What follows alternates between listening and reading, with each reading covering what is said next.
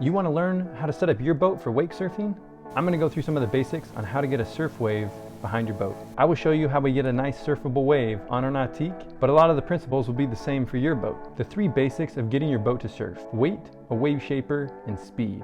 First, weight. There's a saying that I've heard many times: there's no replacement for displacement, which means the best waves you're going to produce are going to be because of displacement, and the way you're going to get that is with weight in your boat. If you read on any forums or on any Facebook groups about how to weight your boat for wake surfing, you'll hear the 60-40 rule, which is 60% of the weight in the rear and 40% in the front. And that's a good starting place, but from there you can fine tune by just shifting maybe some people around or shifting some weight around to see what gives you the best wake surf wave. For weight in my boat, I prefer to use ballast bags. They're just big bags that you can pump full of water. Water is neutrally buoyant, so in my opinion, it's the safest way to put weight into a boat. In a V-drive boat, the most common place to put ballast bags are in the rear next to the engine. Also, in the ski locker towards the walk-through or in the open bow. I have 2 bags back by our engine, 1 on each side, and they hold about 650 pounds of water. I have a couple random bags that I shove in the ski locker as far forward as I can get that hold about 500 pounds together. This is a great setup for our Nautique Super Sport, both for wakeboarding and for wake surfing.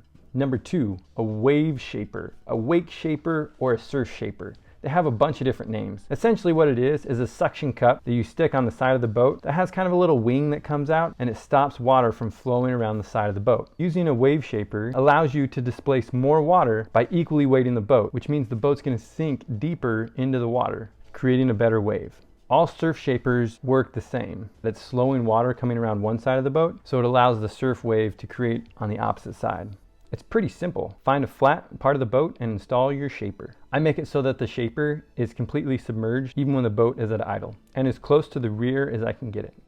You can make some fine adjustments by either having the shaper go a little bit higher or a little bit lower, or a little bit more towards the front or more towards the rear. You're really gonna have to figure out yourself what gives you the best wave. You can find a bunch of them on Amazon. In a future video, I'm gonna show you how to build a wave shaper for under $40 with parts exclusively from Amazon.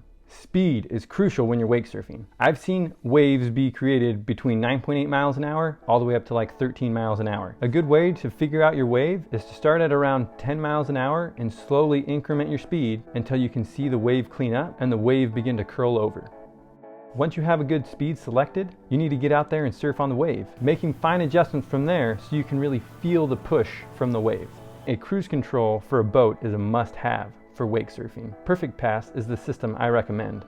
The 3 basics to getting your boat to surf: weight, wave shaper, and speed. Some cautions. Please understand that by loading your boat up with weight, it's not going to handle as well, and it will be susceptible to sinking by taking waves over the side of the boat. Be aware of carbon monoxide poisoning, breathing in exhaust fumes from the engine. I would recommend getting a fresh air exhaust system or a surf pipe if it's available for your boat. Don't surf behind an unprotected inboard-outboard or an outboard. You're taking your risk into your own hands if you do. Just don't be dumb. Evaluate each risk and you determine what's the best plan of action for you and your family and your boat. If you feel that I've given you value with this video, please subscribe to our channel so I can continue to help you grow as a boater. Check out this video to see how a boat was my best wingman.